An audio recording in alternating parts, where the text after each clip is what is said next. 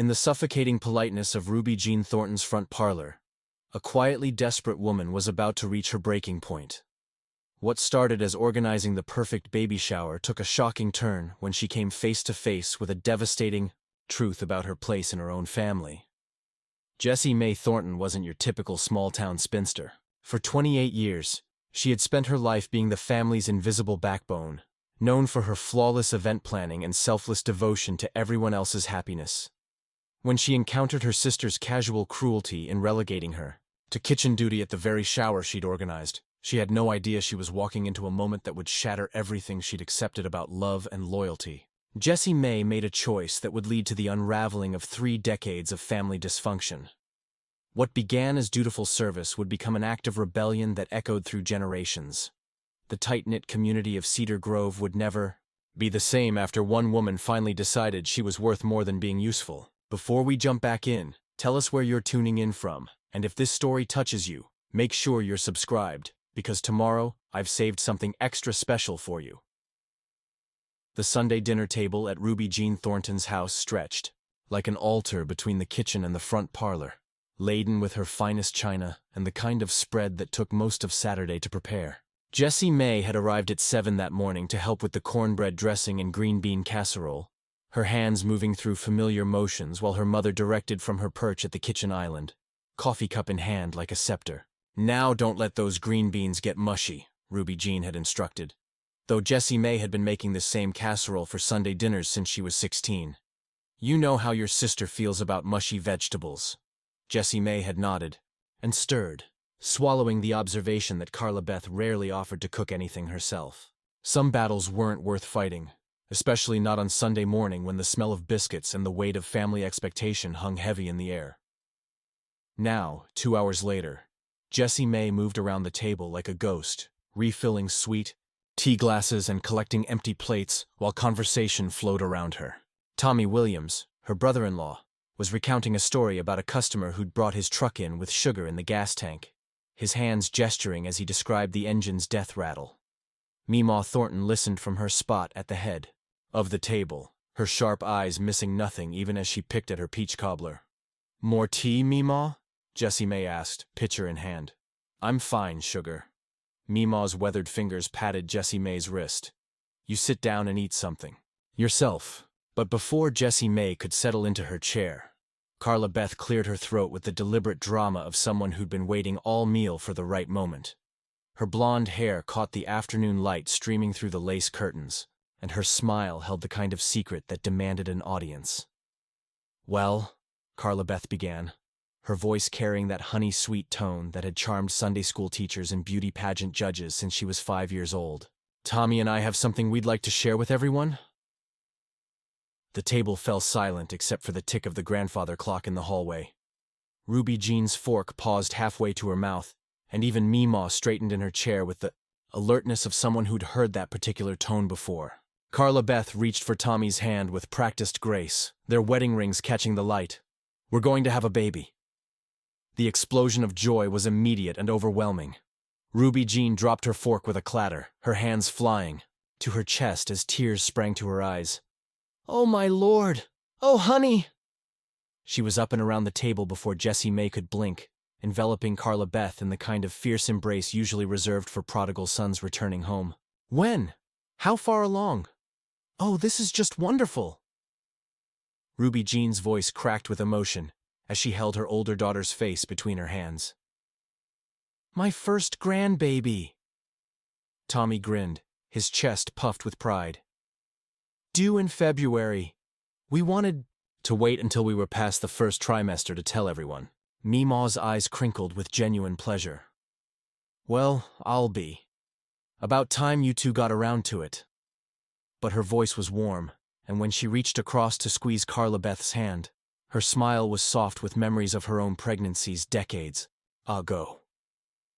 Jessie Mae stood frozen beside the sideboard, the sweet tea pitcher growing heavy in her hands as she watched her family transform before her eyes.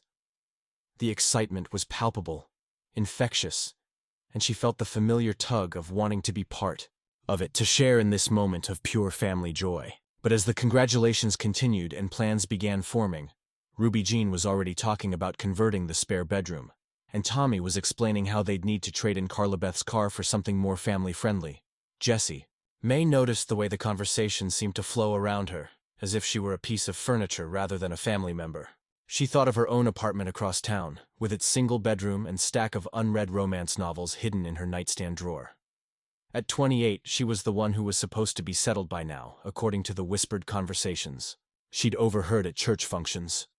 Instead, she was the spinster sister, the one who organized everyone else's celebrations but had none of her own to plan.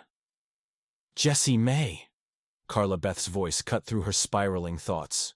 Aren't you excited? You're going to be an aunt. The word felt strange in her mouth when she finally managed to speak. Yes, I'm very happy for you both. And she was, beneath the complicated tangle of envy and sadness that she'd never admit to anyone, not even Beth Ann. Oh, honey, this baby is going to be so spoiled, Ruby Jean gushed, settling back into her chair but keeping one hand on Carla Beth's shoulder like she might disappear if not properly anchored. I can already see the nursery. We'll need to have a shower, of course, something beautiful. The whole church will want to celebrate.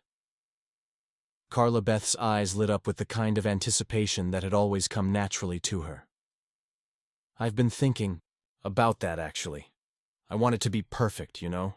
Not just any old shower, but something really special, something memorable. The words tumbled out of Jessie Mae's mouth before she could stop them, driven by a desperate need to be useful, to matter in this moment of family celebration. I could organize it for you. The silence that followed felt different from the expectant hush before Carla Beth's announcement. This was the pause of surprise, of minds recalibrating to accommodate an unexpected offer. Ruby Jean's eyebrows rose slightly. Oh, that's sweet of you to offer, honey, but a baby shower is such a big undertaking. There's so much to coordinate. I know, Jessie Mae interrupted, her voice stronger now that she'd committed to the path. I've organized the church picnic for 5 years running, and the ladies' auxiliary fundraiser and Cousin Marie's wedding reception. I can handle it. She saw the look that passed between her mother and sister, a quick glance loaded with meaning that she wasn't supposed to notice. It was the same look they'd shared when she'd suggested joining them for their monthly shopping, trips to Birmingham, or when she'd offered to help redecorate Carla Beth's living room. The look that said they appreciated the offer but weren't quite sure she was up to their standards. Well, Carla Beth said slowly, her smile carefully calibrated to show gratitude without actual enthusiasm. That's very generous of you, Jessie Mae. But are you sure you have the time? I know how busy you are at the bank. The dismissal was gentle but unmistakable, wrapped in concern for her schedule rather than doubt about her abilities. It was classic Carla Beth, the art of saying no, while appearing to be looking out for someone else's best interests. I want to do this, Jessie Mae said, and heard the note of pleading in her own voice that made her wince internally. Let me do this for you, for the baby. Ruby Jean's expression softened into something that might have been pity. Well, if you're sure you want to take on all that work, I'm sure. Jessie Mae looked directly at Carla Beth, whose perfect smile had grown slightly strained around the edges. I want to throw you the most beautiful baby shower cedar Grove has ever seen. Carla Beth's laugh tinkled like wind chimes. Oh, you're so sweet. And you know, you're probably right. You do have experience with all those church events. It would be nice to have someone else handle all the little details so I can just enjoy being celebrated. The casual cruelty of the statement hit Jessie Mae like a slap, though she was certain Carla Beth hadn't meant it that way. It was just how her sister saw the world. There were people who got celebrated, and people who did the celebrating. Jessie Mae had always been firmly in the latter category. Then it's settled, Ruby Jean declared, already moving on to discussing nursery themes and baby names. Jessie Mae can handle all the planning, and we'll have the most wonderful shower. Won't that be nice? Jessie Mae nodded and began clearing the dessert plates, her hands moving automatically while her mind raced ahead to guest lists and decorations, and all the ways she could make this event so perfect that her family would finally see her as more than just the helpful sister. She didn't notice Mima watching her with concerned eyes, or the way Tommy shifted uncomfortably in his chair when Ruby Jean began discussing how nice it would be to have the help so organized for once. As the afternoon light faded and the Conversation continued to swirl around baby plans and future dreams. Jessie Mae retreated to the kitchen to wash dishes and plan what she hoped would finally be her moment to shine. She had no way of knowing that in 3 weeks' time, she would be standing in this same kitchen, watching through the doorway as her family celebrated without her, an envelope full of cash in her hands, and a choice to make that would change everything. But for now, she scrubbed plates and dreamed of the perfect baby shower, the one that would finally make her matter. The stack of planning notebooks on Jessie Mae's kitchen table had grown to impressive heights over the past 3 weeks. Each, one filled with her careful handwriting and color-coded tabs. Guest lists, vendor contacts, menu options, decoration themes. She'd approached Carla Beth's baby shower with the methodical precision she usually reserved for complex loan applications at the bank. "Morning, Jessie Mae," called Mrs. Patterson. From behind the counter at Patterson's Bakery, her flour-dusted apron already suggesting a busy day ahead. "Here for the Thornton shower order?" "Yes, ma'am." Jessie Mae pulled out her notebook, flipping to the page marked Catering in neat purple ink. "I wanted to confirm the petty fours and make sure we're still on schedule for the sugar cookies shaped like baby booties." Mrs. Patterson's smile was warm, but carried that particular quality Jessie Mae had grown to recognize. The mixture of admiration and pity that people in Cedar Grove reserved for unmarried women over 25 who threw themselves into other people's celebrations. "Oh, honey, you've really outdone yourself with this planning. Carla Beth is so lucky to have a sister who cares this much." Mrs. Patterson's voice carried the unspoken subtext that hung over every interaction. "If only you were planning your own shower instead. I just want everything to be perfect for her," Jessie Mae replied, accepting the receipt and carefully filing it in the vendors section of her planning binder. 3 more stops today. The florist for the centerpieces, the party supply store for linens. And then the most important task, collecting the money from neighbors and church members who wanted to contribute to the group gift. At Blooming Delights, Mrs. Chen fussed over the flower arrangements with the enthusiasm of someone who rarely got to create elaborate displays for Cedar Grove's more modest celebrations. "These roses came in perfect this morning," she said, adjusting, "the pink and white blooms that would serve as centerpieces. And the baby's breath adds such a delicate touch.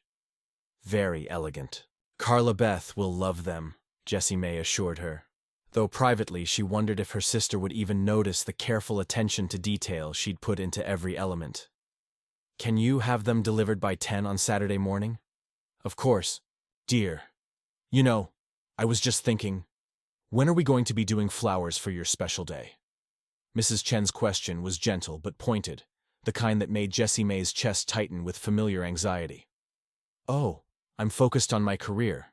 Right now," she replied with the practiced ease of someone who'd fielded this question countless times. "Someone's got to keep the loan department running smoothly." The lie came so naturally now that she almost believed it herself. The truth was messier, that at 28, she'd gone on exactly 3 dates in the past 2 years, all arranged by well-meaning church ladies, and none of which had progressed beyond awkward dinners, where her date spent most of the time talking about wanting to settle down with someone more traditional, someone more like Carla Beth. By afternoon, her canvas bag was heavy with cash and checks from neighbors who'd known her since childhood. Mrs. Hendricks from the church had pressed a 20 into her hand along with a pat on the cheek. "You're such a good sister, honey. Always taking care of everyone else." Mr. Thompson from down the street had contributed to the group gift while shaking his head sympathetically. "That sister of yours sure knows how to land on her feet, doesn't she?" The comments accumulated like paper cuts throughout the day. Small, seemingly harmless observations that nonetheless left her feeling raw and exposed. It was while walking past the Cedar Grove diner that she overheard the conversation that stopped her in her tracks. Through the window, she could see Mrs. Bailey and Mrs. Cross, 2 stalwarts of the ladies' auxiliary, hunched over coffee cups, in intense conversation.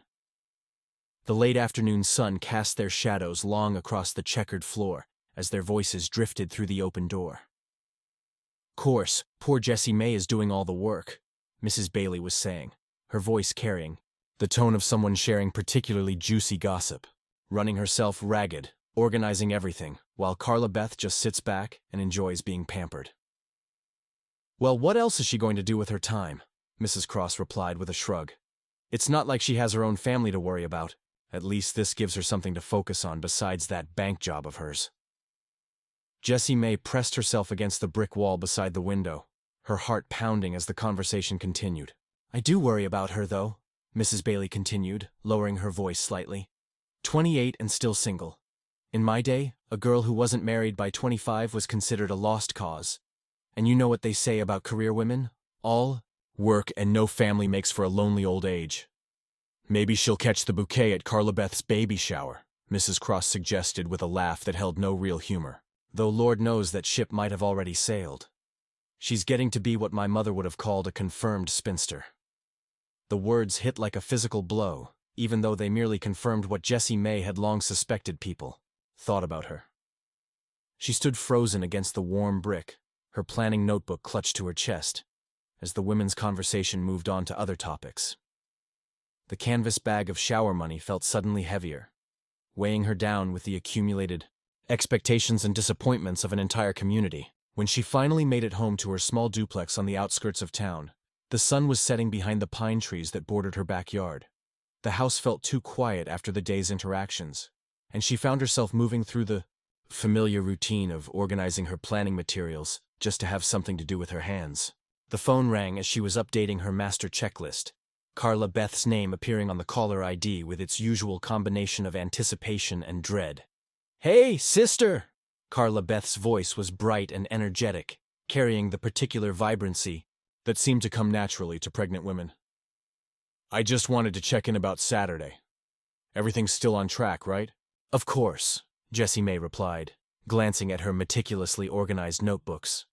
"Everything's confirmed, the flowers, the food, the linens. I've got the money from everyone who wanted to contribute to the group gift, almost $300. "Oh, wonderful. You're so good at this kind of thing." There was a pause, and then Carla Beth's voice took on the slightly distracted tone that meant she was probably scrolling through her phone while talking. "I was thinking about decorations, though. Nothing too fancy, right? I don't want people thinking we're putting on airs." The casual dismissal of her careful planning stung more than it should have. "I thought you wanted something special, something memorable." "Well, yes, but you know how people talk, especially about our family." Carla Beth's laugh was light but carried an edge. "We don't want to give anyone reason to say we're getting above ourselves." Jessie Mae stared at her notebook full of carefully researched decorating ideas and vendor contacts, each entry representing hours of work and thought. "So what exactly are you looking for?" "Oh, simple, elegant, nothing that screams 'look at me.' I trust your judgment completely." The phrase that was supposed to be a compliment felt instead like another burden, another expectation to manage everyone else's comfort while her own desires remained invisible. After hanging up, Jessie Mae sat at her kitchen table surrounded by the detritus of 3 weeks' worth of planning, feeling the familiar weight of being useful but not valued. Through her window, she could see Beth Ann's half of the duplex, warm light spilling from the windows where her friend was probably grading papers or reading one of the novels that lined her bookshelves.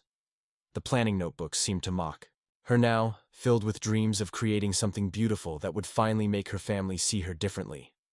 Instead, she was once again the reliable helper, the one who made everyone else's dreams come true while her own remained carefully hidden in the pages of romance novels she read late at night. Saturday was only 3 days away, and despite all her preparation, Jessie Mae couldn't shake the growing feeling that she was walking towards something that would disappoint her in ways she wasn't quite ready to acknowledge.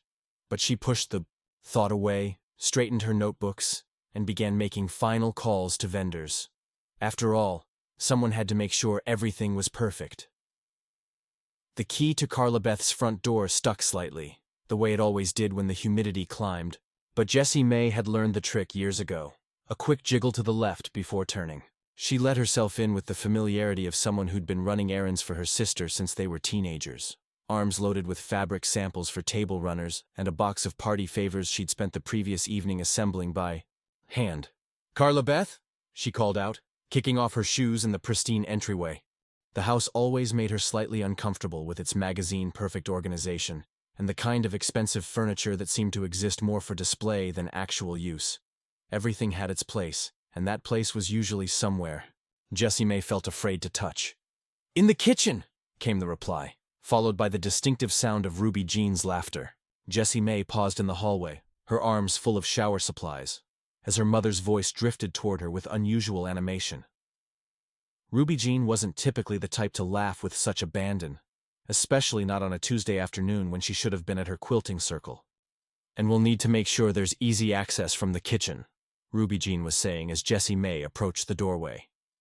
"You know how important it is to keep the help close by for refills and such."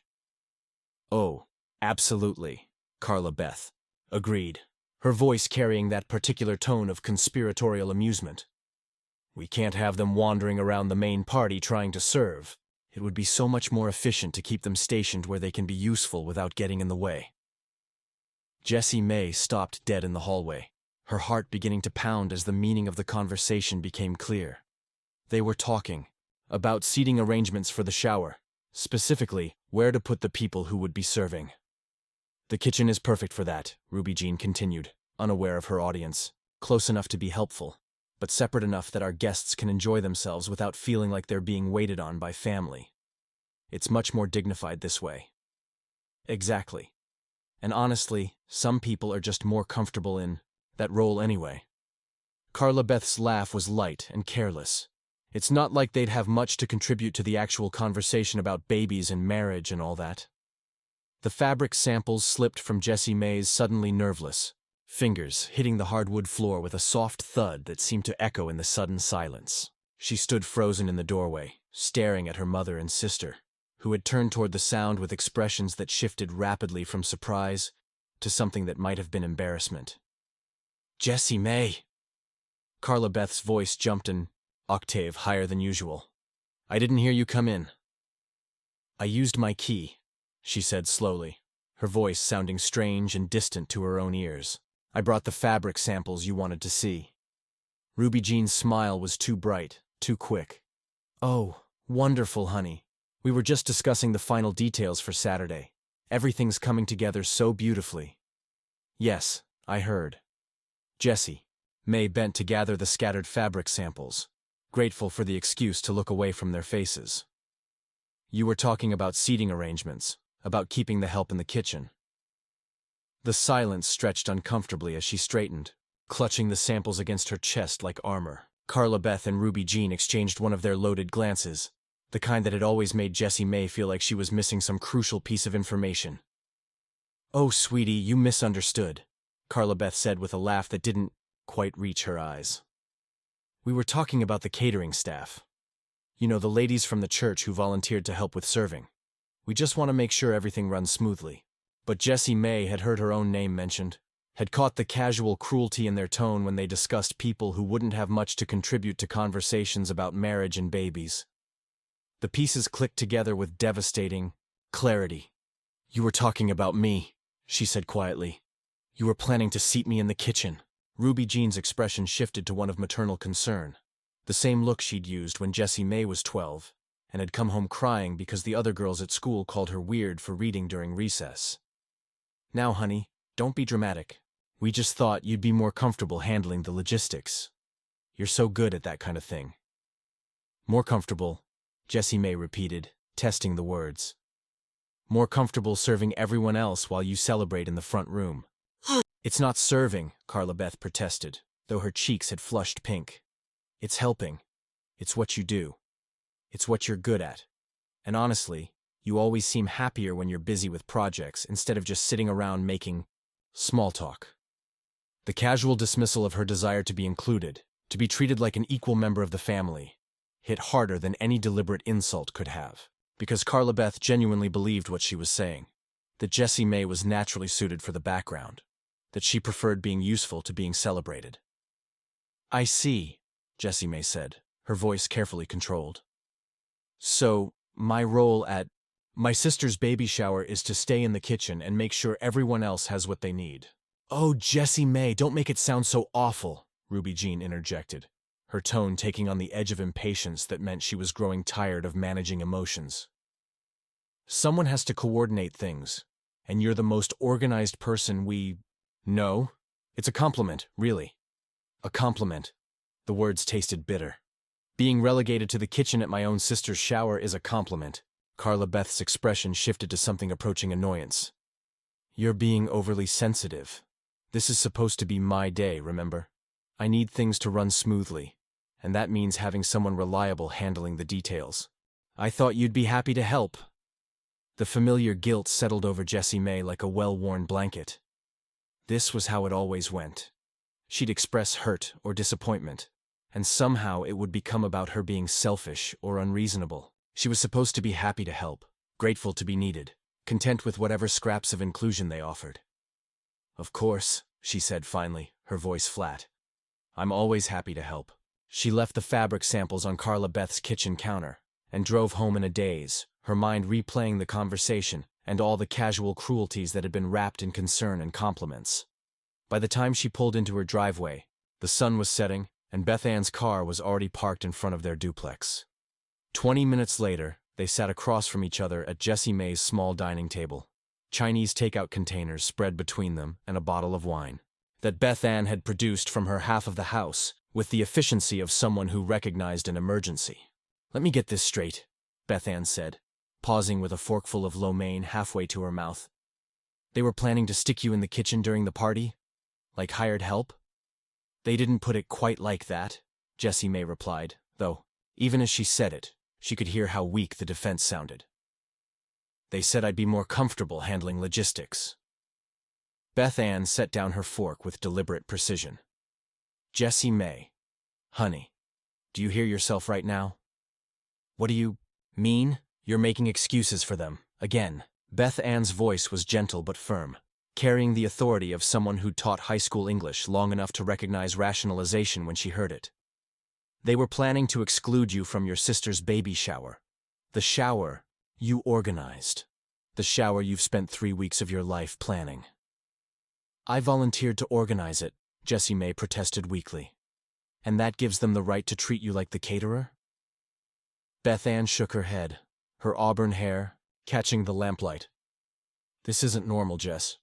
Families don't treat each other this way. Jessie Mae stared down at her untouched pad thai, her appetite suddenly gone. Maybe they're right, though. Maybe I'm more suited for organizing than socializing. Says who? Beth Ann's voice sharpened. Who decided that? And when? Did you start believing it? The question hung in the air between them, uncomfortable and probing. Jessie Mae found herself thinking about all the parties and celebrations where she'd naturally gravitated toward the kitchen. All the times she'd chosen tasks over conversation, work over relationship. When had it become so automatic that she didn't even question it anymore? I don't know, she admitted quietly. It's just always been this way. Well, maybe it's time for it to be different. Beth Ann reached across the table to squeeze her hand. You don't have to accept being treated like second-class family member just because that's how it's always been. But as Jessie Mae sat in her quiet house later that evening, surrounded by the notebooks and plans for Saturday's shower, she couldn't shake the feeling that changing 3 decades of family dynamics might be harder than Beth Ann made it sound. The shower was in 3 days, everything was arranged, and backing out now would only confirm what her family already seemed to believe, that she was unreliable when it mattered. She opened her planning notebook and stared at the detailed timeline she'd created, complete with color-coded tasks and contingency plans. Somewhere between the 10 a.m. flower delivery and the 2 p.m. gift opening, she was supposed to find a way to matter. To be seen as more than just the helpful sister who made everyone else's dreams come true. But as she looked at the careful organization of someone else's celebration, Jessie Mae couldn't help wondering if she'd been planning her own disappointment all along. Saturday morning arrived with the kind of perfect October weather that made Cedar Grove look like a postcard. Crisp air carrying the scent of wood smoke and dying leaves, azure sky stretched tight as a drum over the rolling Alabama hills. Jessie Mae had been awake since 5, her stomach churning with a mixture of excitement and anxiety that made breakfast impossible.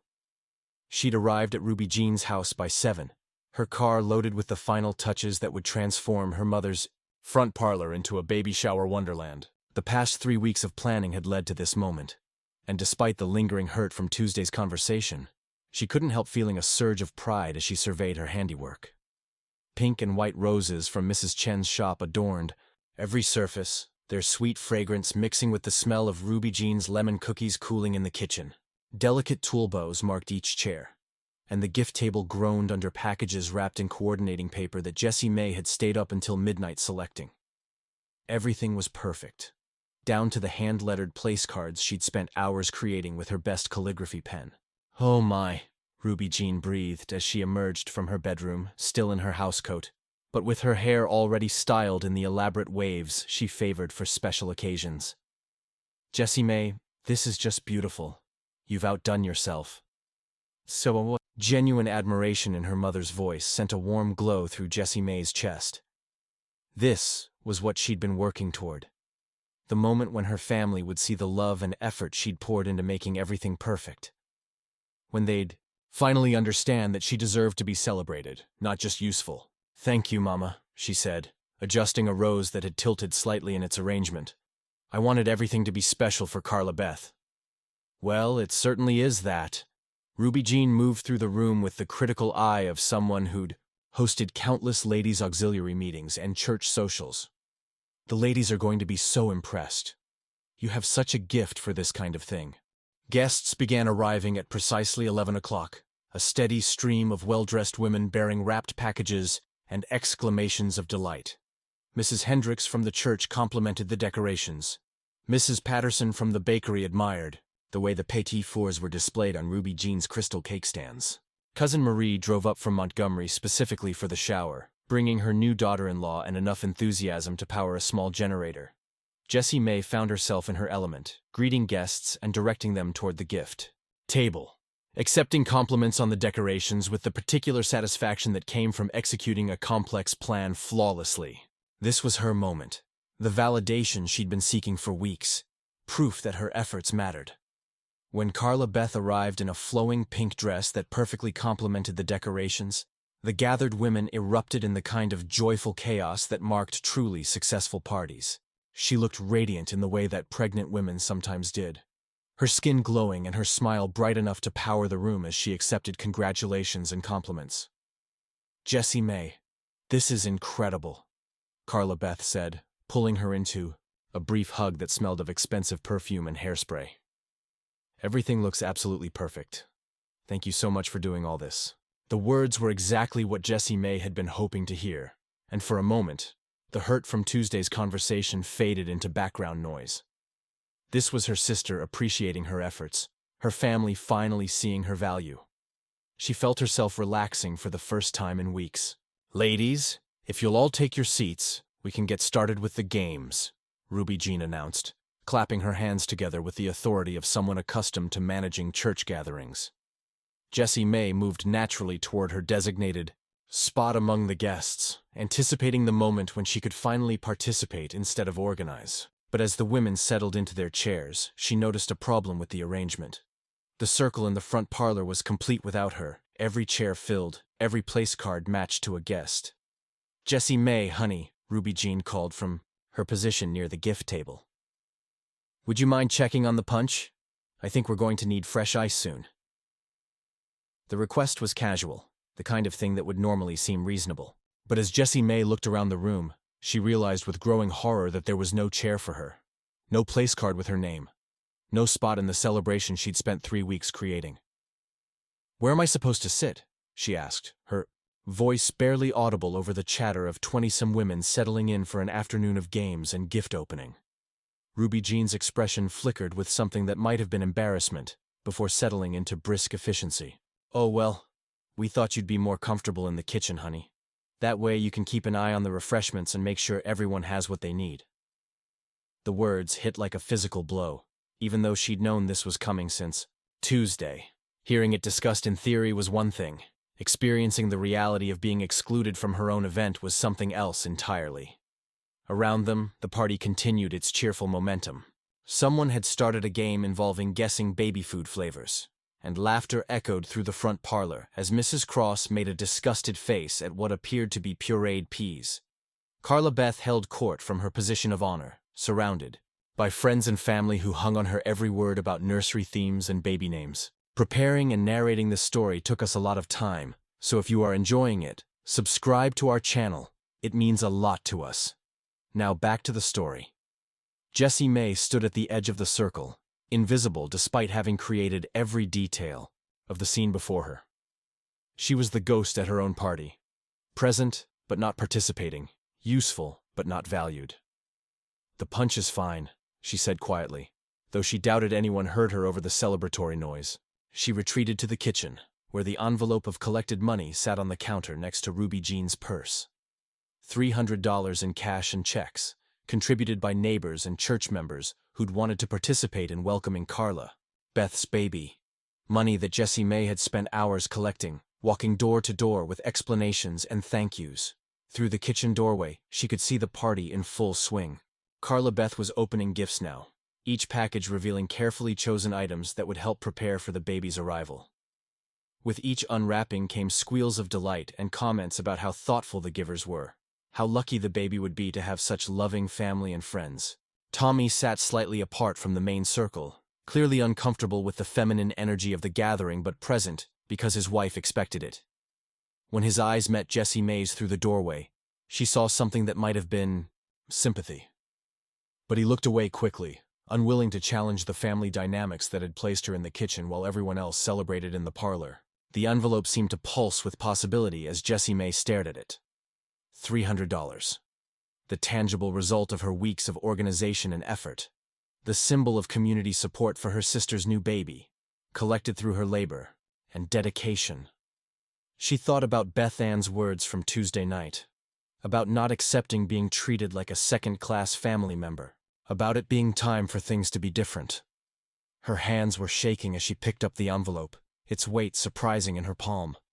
Through the doorway, the party continued without her, a celebration she'd created but wasn't permitted to enjoy. She could hear Carla Beth's delighted laughter as someone made a joke about midnight feedings, could see Ruby Jean's proud smile as she basked in the reflected glory of her daughter's happiness. For 28 years, Jessie Mae had been the helpful sister, the reliable daughter, the one who made everyone else's dreams come true while her own remained carefully hidden. She'd organized their celebrations, cleaned up their messes, and accepted whatever scraps of attention they offered with gratitude, instead of the dignity she deserved.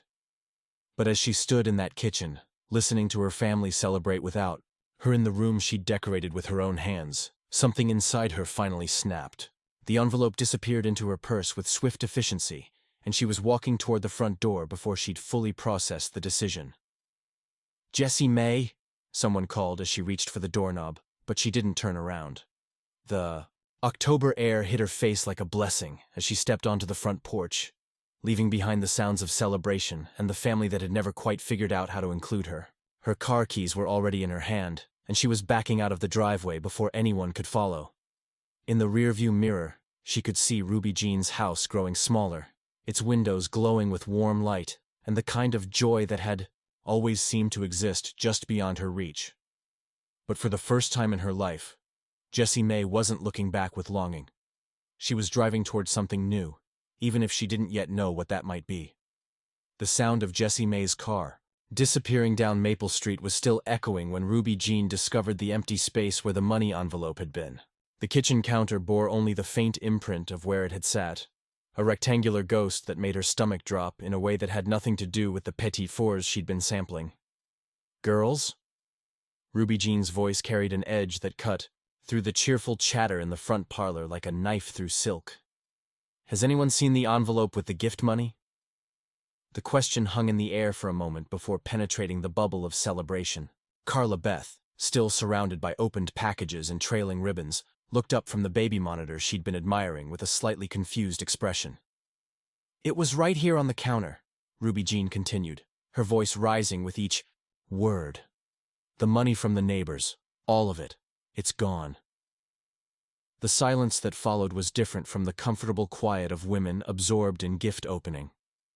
This was the heavy, charged silence of a gathering that had suddenly shifted from celebration to crisis. 20-some women turned toward the kitchen doorway where Ruby Jean stood, her face pale beneath her carefully applied makeup. Tommy was the first to speak, his voice careful and measured. Maybe Jessie Mae moved it somewhere safe. She was handling all the logistics. "Where is Jessie Mae?" Carla Beth asked, as if suddenly realizing her sister wasn't hovering nearby with offers to refill glasses or clear away wrapping paper. Ruby Jean's eyes swept the room with growing panic. She was just here. She was in the kitchen checking on things. Mrs. Hendricks from the church cleared her throat delicately. I thought I saw her leaving earlier, just after the gift opening started. The words landed like stones thrown into still water, sending ripples of understanding and disbelief through the gathered women. Cousin Marie's daughter-in-law actually gasped, her hand flying to cover her mouth as if she could take back the sound. She left? Carla Beth's voice climbed toward hysteria. In the middle of my shower? With the money? Now, let's not jump to conclusions, Tommy said, though his own face had gone ashen. I'm sure there's an explanation. But Ruby Jean was already moving through the house with the frantic energy of someone whose worst fears were being confirmed. She checked the dining room, the guest bathroom, even the front porch, calling Jessie Mae's name with increasing desperation. Each empty room seemed to confirm what everyone was beginning to understand, but no one wanted to say aloud. $300, Ruby Jean whispered when she returned to the front parlor, her voice hollow with shock. $300 from the neighbors and church folks. Gone. Carla Beth had risen from her chair, her pink dress suddenly looking garish against her pale complexion. I don't understand. Why would she take it? It's for the baby. It's for my baby. The gathered women shifted uncomfortably, their eyes darting between each other with the particular awkwardness of people who'd stumbled into someone else's family drama. Mrs. Patterson began gathering her purse with the obvious intention of leaving before things got more uncomfortable. Others followed suit, murmuring polite excuses about other obligations and Sunday evening plans. Ladies, please. Ruby Jean tried to maintain some semblance of hostess composure even as her world tilted sideways. I'm sure this is just a misunderstanding. Jessie Mae would never… But the sentence died unfinished because they all knew, on some level, that Jessie Mae had. The evidence was impossible to ignore, even if the motivation remained mysterious. Should we call the police? Someone suggested in a whisper that carried more weight than a shout. Absolutely not, Ruby Jean snapped, her steel magnolia training kicking in despite the crisis. This is a family matter. We'll handle it as a family. Tommy pulled out his phone with the defeated air of someone who already knew his call wouldn't be answered. I'll try her cell. The sound of Jessie Mae's voicemail greeting filled the increasingly empty front parlor. Cheerful and professional, the voice of someone who had no idea her family was discussing her like a criminal. Tommy left a brief, awkward message asking her to call back, then hung up with a shake of his head. Nothing, he reported unnecessarily. By 6 o'clock, the house was empty except for the immediate family and the detritus of a celebration that had curdled into something else entirely. Half-opened gifts sat abandoned on the coffee table, their cheerful wrapping paper now looking somehow accusatory. The beautiful decorations that Jessie Mae had arranged with such care seemed to mock the chaos that had replaced the earlier joy. Carla Beth sat in her chair of honor, tears streaming down her face as she clutched a receiving blanket someone had given her. I just don't understand why she would do this to me, today of all days, at my shower. Ruby Jean moved through the room like a woman in shock, mechanically collecting ribbons and paper plates while her mind tried to process what had happened. Every few minutes she would stop and stare at the empty spot on the kitchen counter, as if the envelope might somehow materialize if she looked hard enough. Maybe she's having some kind of breakdown, Tommy suggested, though his voice lacked conviction. You know, with the stress of organizing everything and then… He didn't finish the sentence, but they all knew what he meant. The stress of being relegated to the kitchen at her own event. The casual cruelty of being excluded from a celebration she'd spent weeks creating. She's always been sensitive, Ruby Jean said, though even she seemed to recognize how inadequate the explanation sounded. Ever since she was little, she'd get her feelings hurt over the smallest things. This isn't about hurt feelings, Mama, Carla Beth said, her voice hardening with anger. This is theft. She stole from my baby, from our family. The word theft hung heavy in the air, transforming what might have been seen as a cry for attention into something criminal. It changed. The narrative from family dysfunction to family betrayal, and once spoken, it couldn't be taken back. 20-some women turned toward the kitchen doorway where Ruby Jean stood, her face pale beneath her carefully applied makeup. Tommy was the first to speak, his voice careful and measured. Maybe Jessie Mae moved it somewhere safe. She was handling all the logistics. Where is Jessie Mae? Carla Beth asked, as if suddenly realizing her sister wasn't hovering nearby with offers to refill glasses or clear away wrapping paper. Ruby Jean's eyes swept the room with growing panic. She was just here. She was in the kitchen checking on things. Mrs. Hendricks from the church cleared her throat delicately. I thought I saw her leaving earlier, just after the gift opening started. The words landed like stones thrown into still water, sending ripples of understanding and disbelief through the gathered women. Cousin Marie's daughter-in-law actually gasped, her hand flying to cover her mouth as if she could take back the sound. She left? Carla Beth's voice climbed toward hysteria. In the middle of my shower? With the money? Now, let's not jump to conclusions, Tommy said, though his own face had gone ashen. I'm sure there's an explanation. But Ruby Jean was already moving through the house with the frantic energy of someone whose worst fears were being confirmed. She checked the dining room, the guest bathroom, even the front porch, calling Jessie Mae's name with increasing desperation.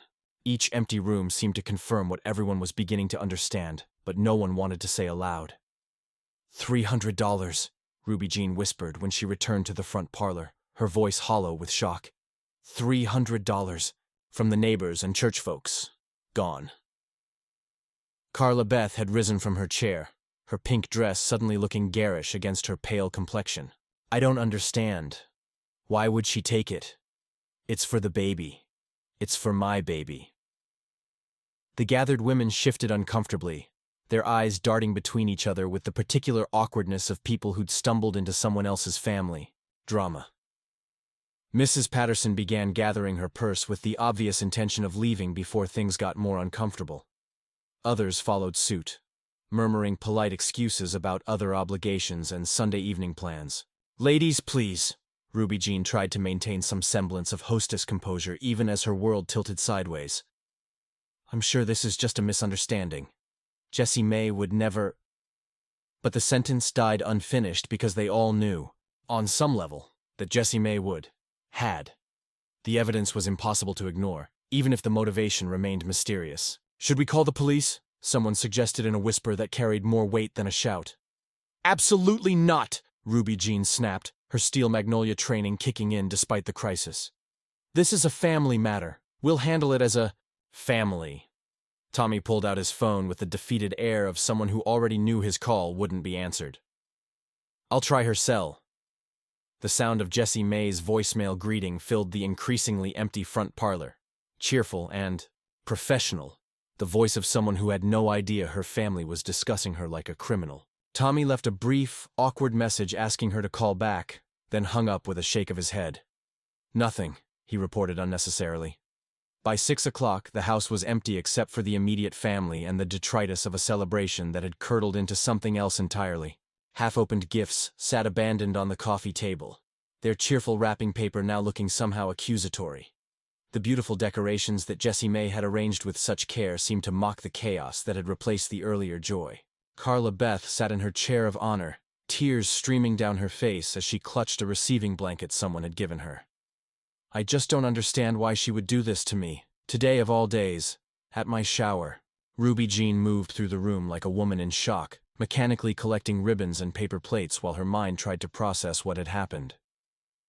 Every few minutes she would stop and stare at the empty spot on the kitchen counter, as if the envelope might somehow materialize if she looked hard enough. Maybe she's having some kind of breakdown, Tommy suggested, though his voice lacked conviction. You know, with the stress of organizing everything and then… He didn't finish the sentence, but they all knew what he meant. The stress of being relegated to the kitchen at her own event. The casual cruelty of being excluded from a celebration she'd spent weeks creating. She's always been sensitive, Ruby Jean said, though even she seemed to recognize how inadequate the explanation sounded.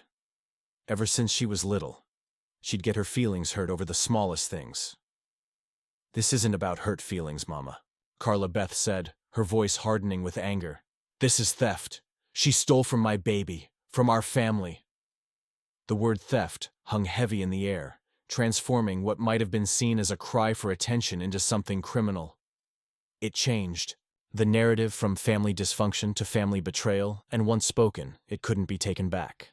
Meanwhile, 3 miles away in her small duplex, Jessie Mae sat at her kitchen table with Beth Ann, a bottle of wine open between them and the envelope of money still in her purse, untouched and somehow radioactive with possibility. "So, Beth," Ann said carefully, "how long do you think it'll take them to notice?" Jessie Mae's laugh was hollow. "They already have. Tommy's called twice. And? And nothing. I'm not ready to talk to them yet." She took a sip of wine, surprised by how steady her hands were. "I need to think about what comes next."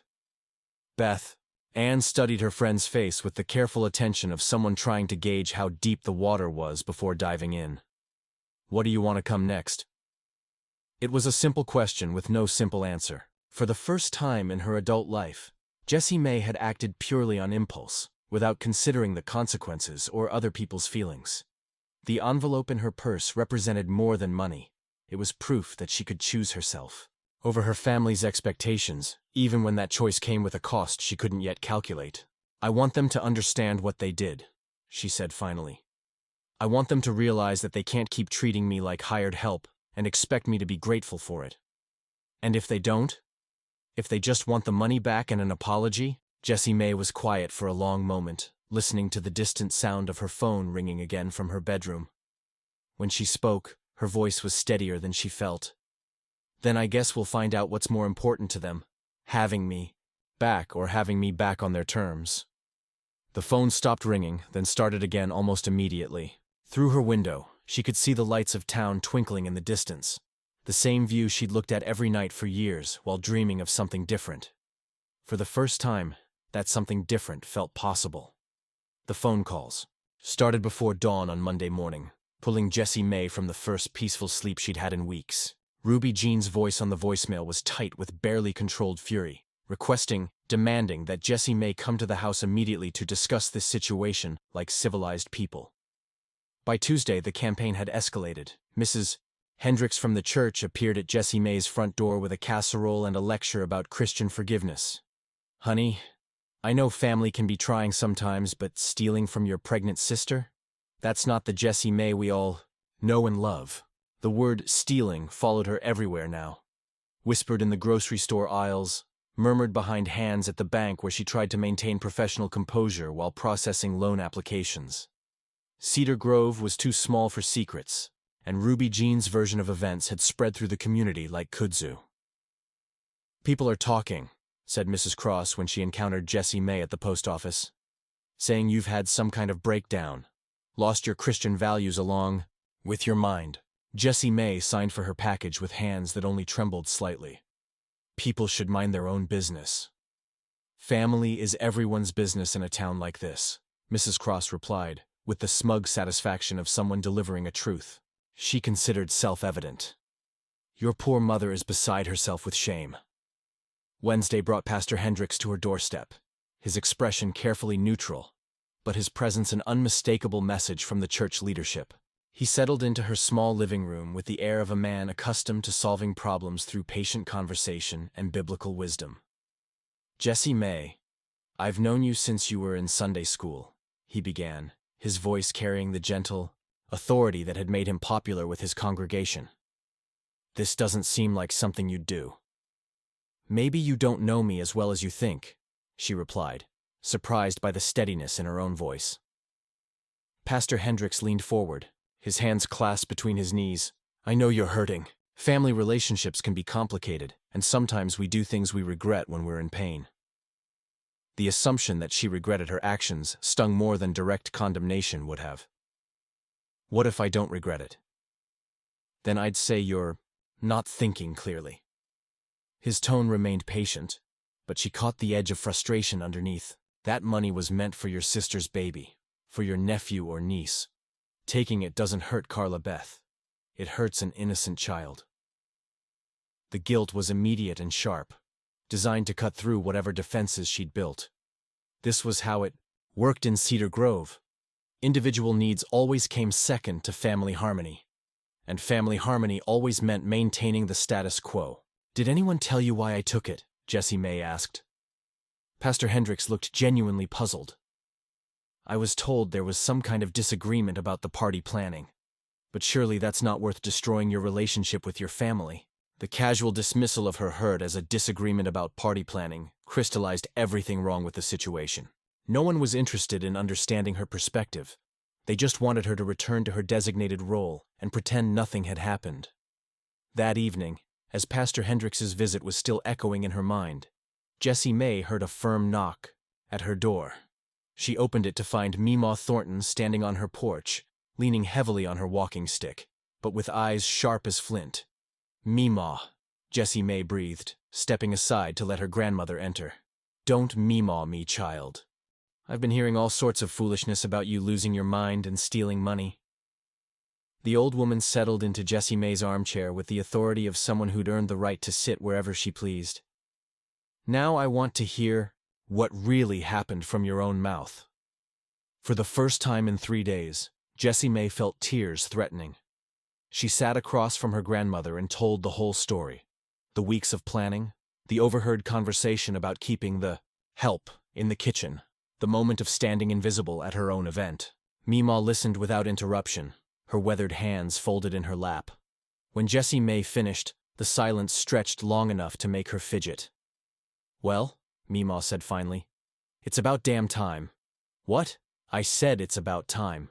I've been watching your mama and that sister of yours treat you like hired help for years, waiting for you to grow a backbone."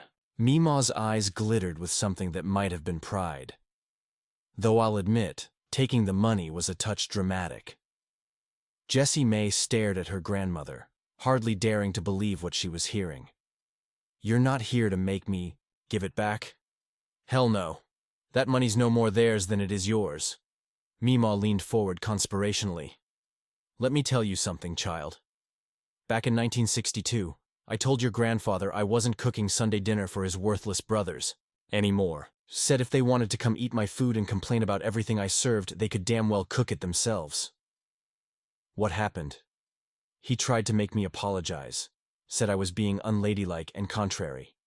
Meemaw's laugh was sharp, with old satisfaction. "So I packed a bag and went to stay with my sister in Birmingham for 2 weeks. When I came back, those brothers never darkened our door on Sunday again." The story hung between them, a piece of family history that no one had ever shared with Jessie Mae before. The idea that Meemaw had once defied family expectations, had chosen her own dignity over keeping peace, felt revolutionary. "Ruby Jean doesn't remember that, of course," Meemaw continued. "She was too young. But she learned from it anyway. Learned that sometimes you have to make people uncomfortable before they'll treat you right. Everyone thinks I've lost my mind. Everyone thought I'd lost mine too. But you know what? Earl never asked me to cook for those fools again, and our marriage was better for it." Meemaw reached over to pat Jessie Mae's hand. "Sometimes losing your mind is the only way to find your backbone." They sat in comfortable silence as darkness fell outside. Two women separated by 50 years, but united in their understanding of what it meant to be taken for granted by people who claimed to love them. "What do I do now?" Jessie Mae asked, finally. "Whatever you want, child. That's the beauty of burning bridges. Once they're gone, you can't keep walking back across them." Meemaw's smile was fierce and proud. "Just make sure you're walking towards something worth having." After her grandmother left, Jessie Mae sat alone in her quiet house, feeling less isolated than she had in days. The community pressure continued. Anne reported seeing Ruby Jean and Carla Beth at the grocery store, both looking martyred and wounded. But Meemaw's support had given her something she hadn't expected: permission to keep choosing herself. The envelope still sat in her purse, $300 that had become the symbol of everything she'd been denied and everything she might finally claim. Tomorrow would bring new pressures, new attempts to shame her back into compliance. But tonight, for the first time in her adult life, Jessie Mae felt like she was exactly where she belonged.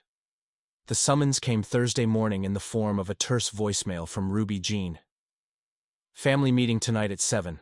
Don't make this harder than it has to be." The tone suggested this wasn't a request, despite the careful phrasing that avoided actual demands. Jessie Mae stared at her phone, thumb hovering over the delete button. 3 weeks ago, she would have dropped everything and arrived early, probably bringing food and offering to help set up chairs. The old Jessie Mae would have spent the day rehearsing apologies and explanations, desperate to restore harmony even at the cost of her own dignity. But the woman who had walked out of that baby shower felt different. Steadier, even as her hands shook slightly while she called in sick. To work. Whatever was going to happen tonight, she needed to face it with a clear head and all her energy. Ruby Jean's front parlor looked the same as always. The same floral sofa where 3 generations of Thornton women had posed for family photos. The same family Bible on the side table. The same framed samplers with biblical verses about family, love, and forgiveness. But the atmosphere was charged with tension that made the familiar space feel foreign and dangerous. Carla Beth sat in the center of the sofa, her pregnancy now obvious enough to serve as a visual reminder of what everyone insisted Jessie Mae had stolen from. Tommy flanked her right side, his discomfort obvious in the way he avoided eye contact. Ruby Jean presided from her wingback chair like a judge preparing to deliver a verdict. "Thank you for coming," Ruby Jean began, her voice carrying the formal politeness she usually reserved for church committees and difficult customers. "I think we all know why we're here." Jessie Mae took the chair farthest from the family circle, noting how the distance felt both protective and isolating. "I assume you want to talk about Saturday?" "We want to talk about the money you stole," Carla Beth said, her voice cracking with emotion that seemed genuine until Jessie Mae noticed how carefully her sister had positioned herself to catch the lamplight at the most flattering angle. "I didn't steal anything," Jessie Mae replied calmly. "I took money that I collected through my own work, at an event I organized after being treated like hired help by my own family." "You took money that was meant for my baby," Carla Beth shot back, one hand moving protectively to her stomach. "Money that people gave out of love and generosity, and you just took it. Like a common thief." The accusation hung in the air like smoke from a grease fire, acrid and impossible to ignore. Jessie Mae felt the familiar pull to apologize, to minimize her own hurt in favor of family peace. But Mima's words, from the night before, echoed in her mind. Sometimes losing your mind is the only way to find your backbone. "Let me ask you something," Jessie Mae said, her voice steadier than she felt. "What was my role supposed to be at that shower?" "Ruby." Jean shifted uncomfortably. "Your role was to help make sure everything went smoothly. Which you did beautifully, by the way, until—" "My role was to serve," Jessie Mae interrupted. "To stay in the kitchen while everyone else celebrated. To be useful, but invisible. To work without being included." "That's not how it was," Carla Beth protested, though her cheeks flushed pink in a way that suggested she knew exactly how it was. "Then why wasn't there a chair for me? Why wasn't my name on a place card? Why was I relegated to the kitchen while you opened gifts I'd helped? Purchase with money I'd collected?" The questions came out sharper than she'd intended, each one landing like a small explosion in the careful politeness of the family meeting. Tommy finally looked up, his expression uncomfortable but not surprised. "You're being dramatic, Ruby," Jean said, but her voice lacked its usual conviction. "You've always been more comfortable helping than being the center of attention." "Says who?" The question came out raw and painful. When did anyone ask me what I was comfortable with? When did anyone consider that I might want to be included instead of just useful? "Jessie Mae." Carla Beth's voice took on the patient tone she might use with a difficult child. "This is my pregnancy, my shower, my special time. It's not about you." "It's never about me," Jessie Mae replied, and for the first time, there was steel in her voice that made everyone in the room sit up straighter. "It's never been about me. Not once in 28 years have any of you considered that I might want something more than the privilege of making your lives easier." She stood up, surprising herself with the steadiness of her legs. "Do you want to know what I've done for this family? I've organized every celebration for 5 years. I've hosted Sunday dinners, coordinated birthday parties, managed holiday gatherings. I've been your unpaid personal assistant, and I've been grateful for the chance to be useful." "We appreciate everything you do," Ruby Jean began, but Jessie Mae cut her off. "No, you don't. You expect it. There's a difference." She pulled the envelope from her purse, its weight both familiar and foreign in her hands. "This represents 3 weeks of my time. 3 weeks of planning and organizing and running around town collecting money from people who all felt sorry for me because I'm the spinster sister who lives for other people's happiness." "That's not true," Tommy said quietly, speaking for the first time since she'd arrived. "Isn't it?" Jessie Mae looked directly at him. You watched them seat me in the kitchen at my own event. You saw how they treated me. And you said nothing. Tommy's face went red, but he didn't deny it. The silence stretched uncomfortably as everyone absorbed the weight of his complicity. We want you to return the money, Ruby Jean said finally, falling back on the practical when the emotional territory became too difficult to navigate. People are talking. The whole town knows what happened. Good, Jessie Mae said, surprising them all. Let them talk. Let them ask why the sister who organized the shower wasn't welcome at her own event. Let them wonder what kind of family treats their own daughter like hired help. Carla Beth burst into tears, the kind of dramatic sobbing that had always been her most effective weapon. I can't believe you're doing this to me. I'm pregnant. I'm hormonal and scared, and all I wanted was one perfect day to celebrate my baby. And you got it, Jessie Mae replied, though not without gentleness. You got your perfect day, surrounded by people who love you, opening gifts chosen specifically for you. The only thing that wasn't perfect was having to acknowledge that your sister exists as something more than the help. Give us back the money, and we can put this whole mess behind us, Ruby Jean said, her voice taking on the edge of command that had ruled Jessie Mae's childhood. You'll apologize to your sister, apologize to the people who contributed, and we'll all move forward like a family. Jessie Mae looked around the room at the faces she'd known all her life. Ruby Jean's determined authority, Carla Beth's wounded innocence, Tommy's uncomfortable silence. They were offering her exactly what she'd always accepted before. Forgiveness conditional on her returning to her designated role, peace dependent on her pretending her own needs didn't matter. No, she said simply. The words seemed to echo in the sudden silence, small but immovable. I'm keeping the money. I'm going to use it for something I want for once in my life. She tucked the envelope back into her purse with deliberate calm.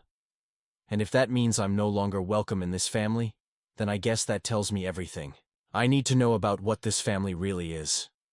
She walked toward the door without looking back, leaving behind the sound of Carla Beth's renewed sobbing and Ruby Jean's shocked intake of breath. On the front porch, the October air felt clean and sharp against her face, washing away the suffocating weight of a family meeting that had changed nothing except her willingness to participate in her own diminishment. Her car started on the first try, and as she drove away from the house where she'd grown up learning to make herself small, Jessie Mae realized she wasn't running away anymore. She was running toward something, even if she wasn't entirely sure what that something was yet. The Savannah travel brochure lay spread across Jessie Mae's kitchen table like a promise, its glossy images of Spanish moss and historic squares competing for space with her morning coffee and the remains of last night's Chinese takeout.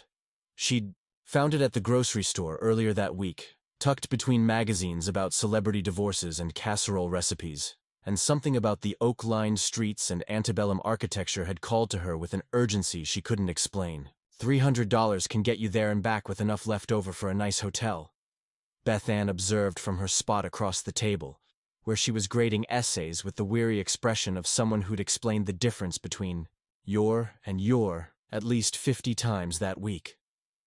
I've never taken a trip by myself, Jessie Mae admitted, running her finger along the picture of a horse-drawn carriage tour. Never even considered it. Well, maybe it's time to start considering a lot of things you've never done before. Beth Ann set down her red pen and gave her friend the kind of look that suggested they were discussing more than vacation plans. When was the last time you did something just because you wanted to? The question hung in the air while Jessie Mae tried to think of an answer. Small acts of rebellion didn't count. Hiding romance novels or buying expensive coffee when Ruby Jean would have criticized the waste. She was looking for something bigger, some moment when she'd chosen her own desires over other people's expectations. I can't remember, she said finally. Then Savannah it is. Beth Ann raised her coffee mug in a mock toast to Jessie Mae's first act of pure selfishness.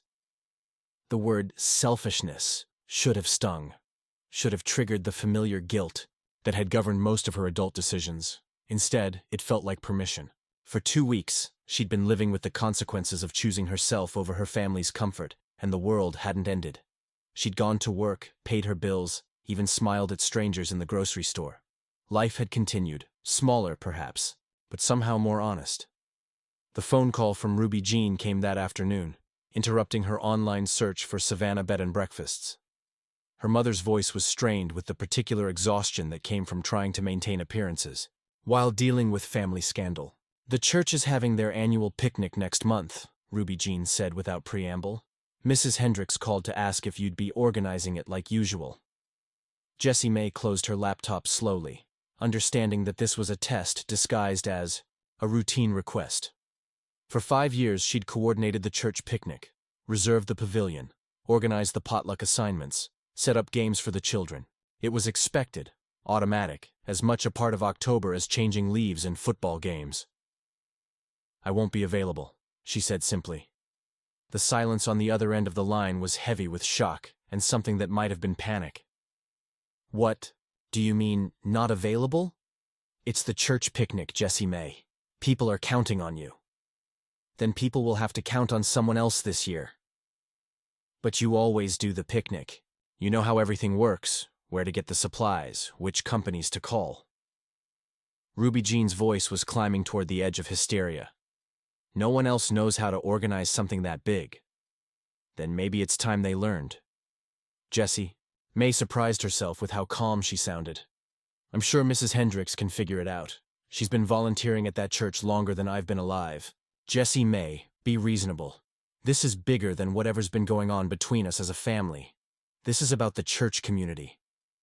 The appeal to community duty was expertly deployed, designed to trigger the sense of obligation that had driven most of Jessie Mae's decisions for the past decade.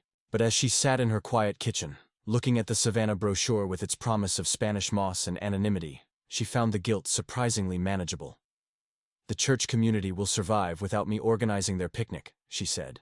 "They might even discover they enjoy doing it themselves."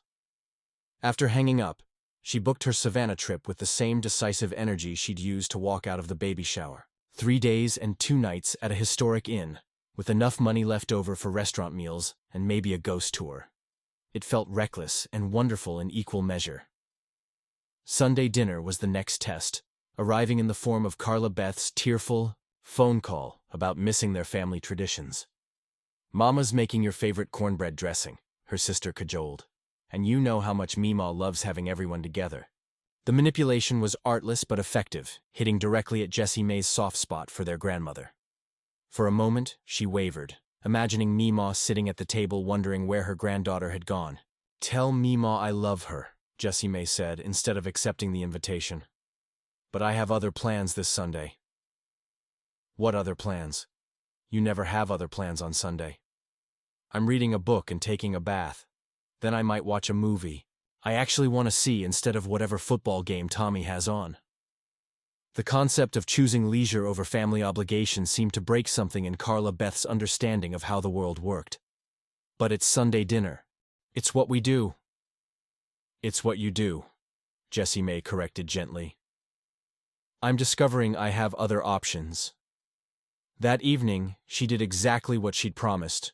Read 3 chapters of a romance novel she'd been saving, took a bath with expensive bubble bath Beth Ann had given her for Christmas, and watched a romantic comedy that made her laugh out loud in her empty living room.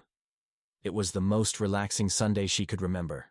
The real test came Monday morning when she returned to work to find Ruby Jean waiting in the bank parking lot, sitting in her Buick with the engine running and the grim expression of someone preparing for battle. "We need to talk," Ruby Jean announced when Jessie Mae approached her car window. "I'm about to start work, Mama. Can this wait?" "No, it cannot wait. Get in." The command carried the full weight of maternal authority, the tone that had sent Jessie Mae scrambling to obey for 28 years. But as she looked at her mother's set face, she realized something had shifted fundamentally in their dynamic. She was no longer a child who could be ordered around, and Ruby Jean was no longer the ultimate authority in her life. "I'll talk to you this evening," Jessie Mae said instead of climbing into the passenger seat. "Right now I have a job to do." She walked into the bank before Ruby Jean could respond, leaving her mother sitting in the parking lot with her mouth open in shock. Inside, her hands shook slightly as she settled at her desk. But underneath the nervousness was something new and powerful. The knowledge that she could say no and the world would keep turning. Her phone buzzed with a text from Beth Ann. "Heard through the teacher grapevine that Ruby Jean tried to corner you at work. You okay? Better than okay, Jessie Mae texted back. I said no. Proud of you. How does it feel? Jessie Mae considered the question as she pulled up her first loan application of the day. How did it feel to choose herself over her family's expectations? To prioritize her own peace over their comfort? Scary, she typed finally. But also kind of amazing.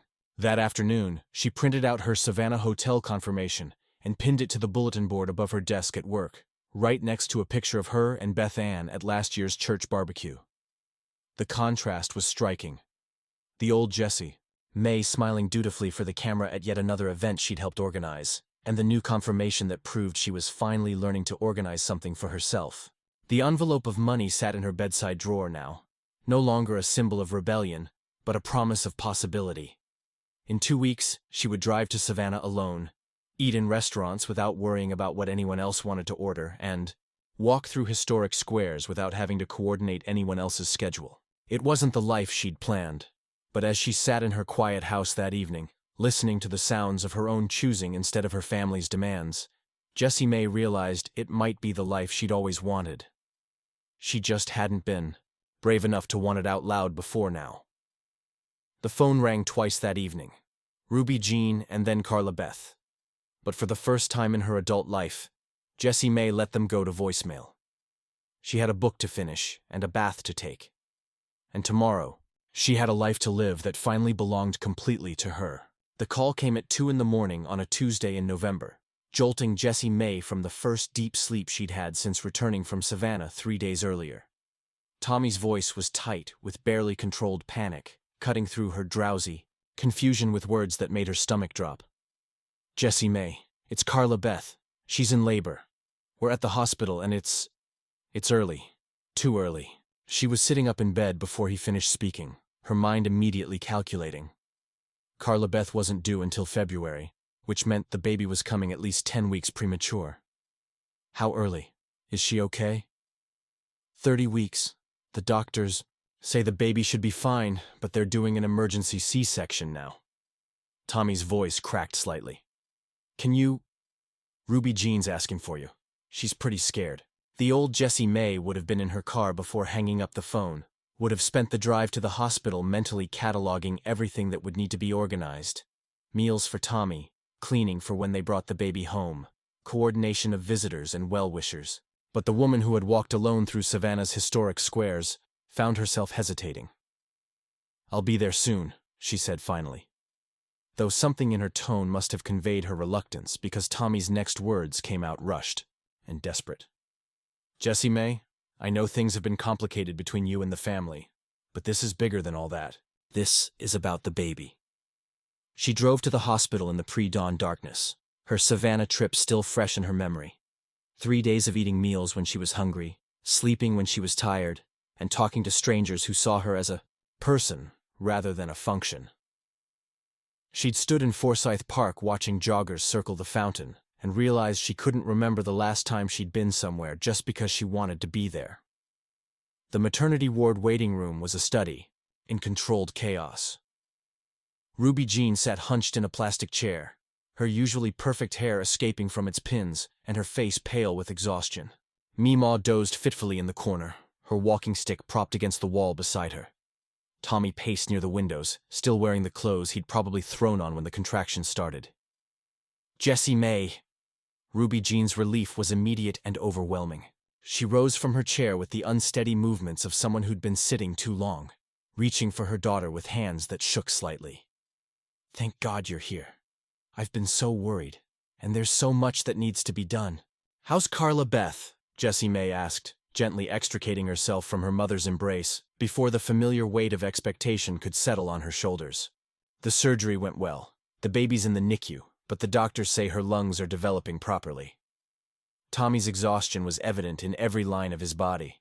She's tiny, only 3 pounds, but she's breathing on her own. She kissed Carla Beth's forehead gently, squeezed her hand once, and walked out of the hospital room into a future where her worth wouldn't be measured by her usefulness to others. Behind her, she could hear Ruby Jean's shocked intake of breath, and Carla Beth's quiet crying, but for the first time in her life, other people's emotions weren't her responsibility to manage. The November morning was crisp and clear as she stepped outside, the sun just beginning to rise over the Alabama hills. She had a life to live, and finally, it belonged completely to her. Christmas morning arrived soft and gray in Cedar Grove, with the kind of overcast sky that promised snow but would likely deliver only a fine mist that made everything look watercolored and indefinite. Jessie Mae woke in her own bed for the first time in memory on December 25th, stretching luxuriously before padding to the kitchen to make coffee exactly the way she liked it, strong enough to stand a spoon in, with real cream instead of the skim milk Ruby Jean had always insisted was better for everyone. Through her kitchen window, she could see Beth Ann's side of the duplex, already alive with activity. Her friend was hosting her first Christmas dinner for the small collection of teachers and divorced friends who'd become her chosen family over the years. The invitation had been extended to Jessie Mae weeks ago, offered with the casual warmth of someone who understood that family didn't always mean blood relatives. "You sure you don't want to come over?" Beth Ann had asked the night before, appearing at Jessie Mae's door with a bottle of wine and the comfortable ease of someone who'd become more sister than friend over the past 3 months. "There's going to be entirely too much food, and Sarah's bringing her famous chocolate cake." "I'm sure," Jessie Mae had replied, meaning it completely. "I'm looking forward to my quiet Christmas."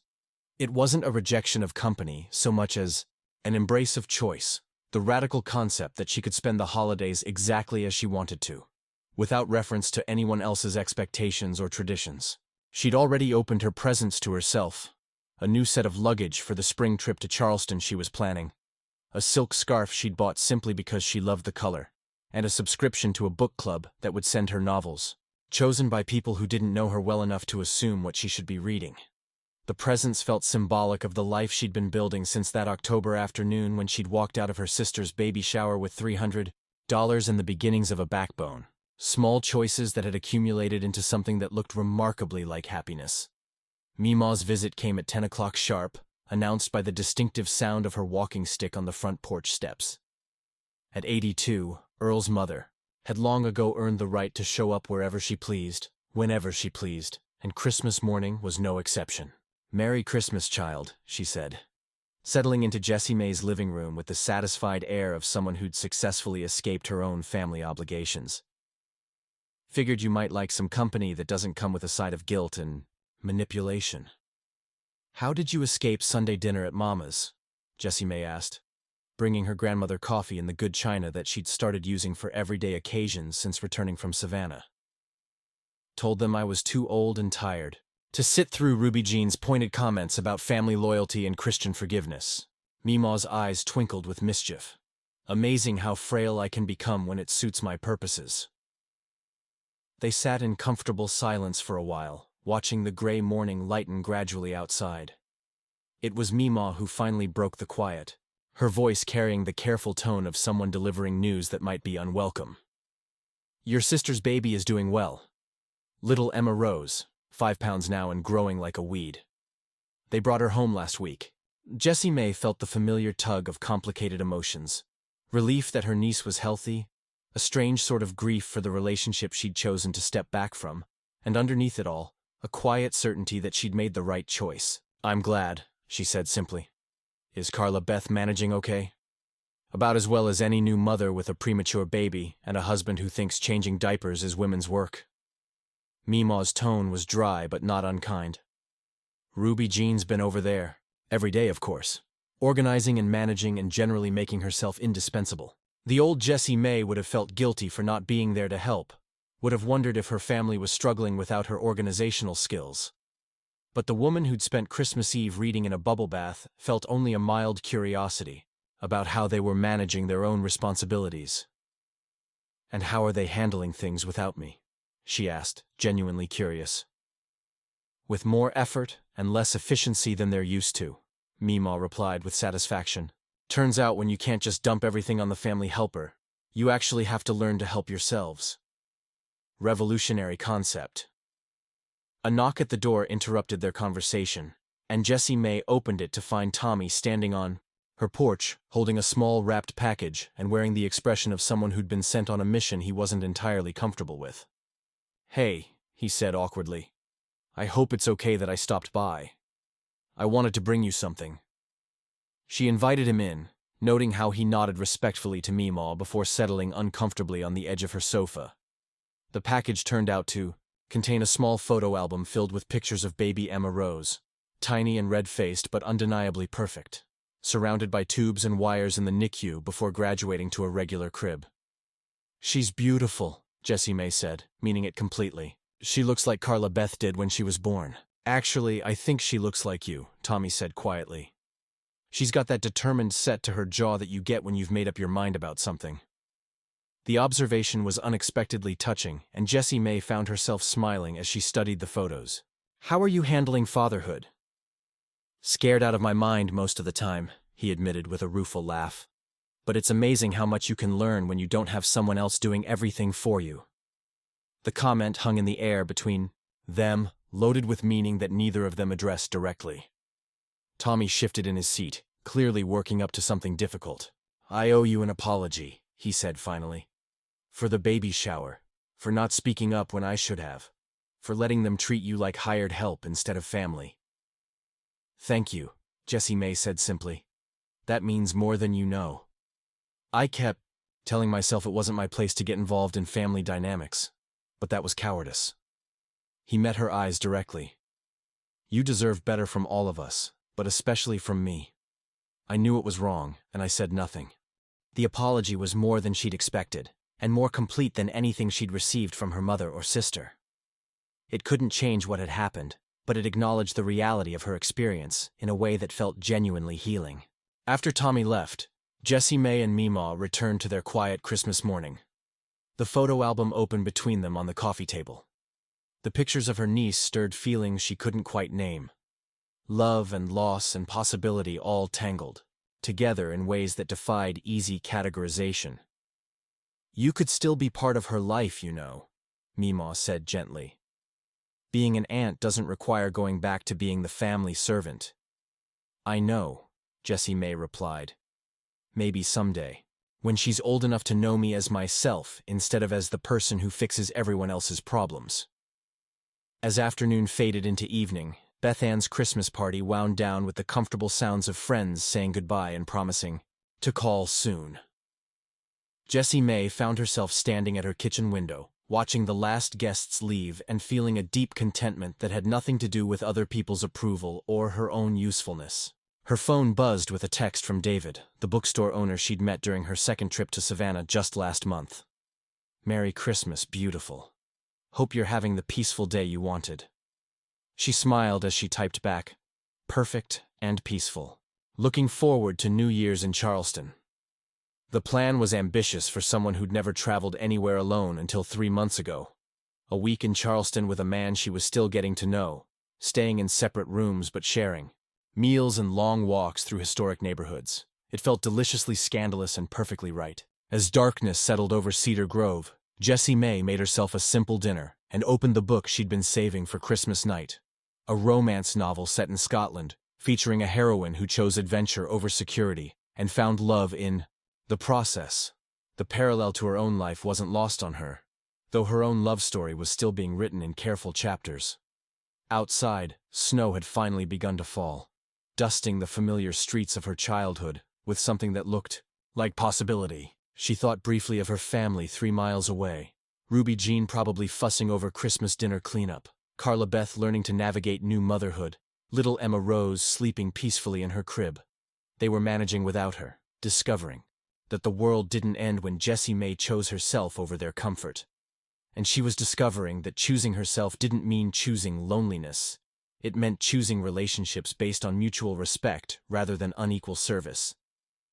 Tomorrow would bring new challenges and new choices, but tonight, for the first time in her 28 years, Jessie Mae Thornton was exactly where she wanted to be, doing exactly what she wanted to do, with no one to please but herself.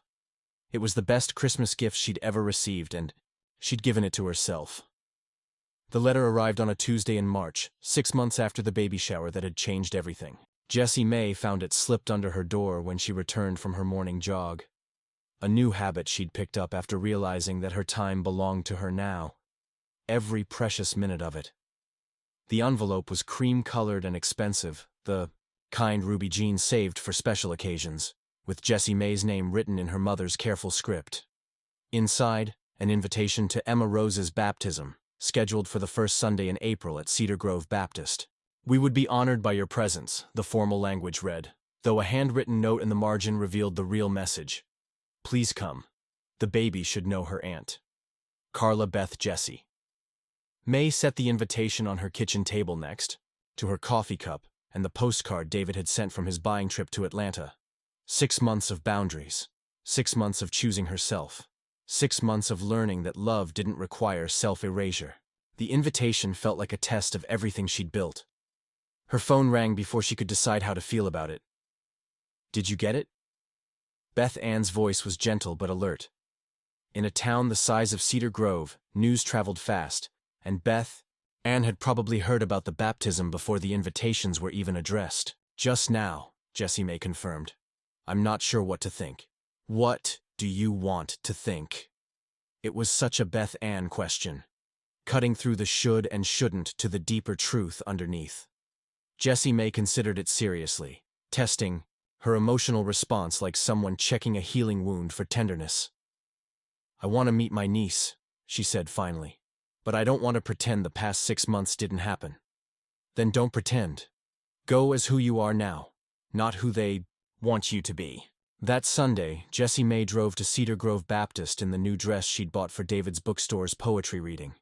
Coral silk that brought out the color in her cheeks and made her feel confident in her own skin.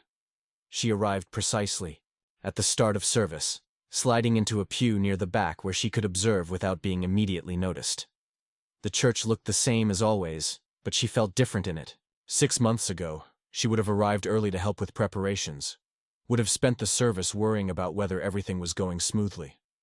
Now she sat quietly, listening to Pastor Hendricks' sermon about new beginnings and second chances, and felt the peaceful distance of someone who knew her worth wasn't tied to her usefulness. When the baptism began, she watched Carla Beth carry Emma Rose to the front of the church. The baby was perfect, alert and curious, with dark hair that curled slightly at the ends and eyes that seemed to take in everything around her. She didn't cry when Pastor Hendricks sprinkled water on her forehead, just blinked solemnly as if considering this new experience. Ruby Jean sat in the front pew, proud and regal in her best dress. Tommy stood beside his wife, beaming with the particular joy of new fathers. Mima occupied her usual spot, watching the proceedings with the satisfied air of someone who'd lived long enough to see patterns repeat and evolve. As the congregation sang the closing hymn, Jessie Mae made her decision. She would stay for the reception in the church fellowship hall, but on her own terms. She would congratulate her sister, meet her niece, and leave when she chose to leave. She would be present without being responsible, loving without being indispensable. It was, she thought as she stood to join the recessional, exactly the kind of person she was still learning to be. Up next, you've got 2 more standout stories right on your screen. If this one hit the mark, you won't want to pass these up.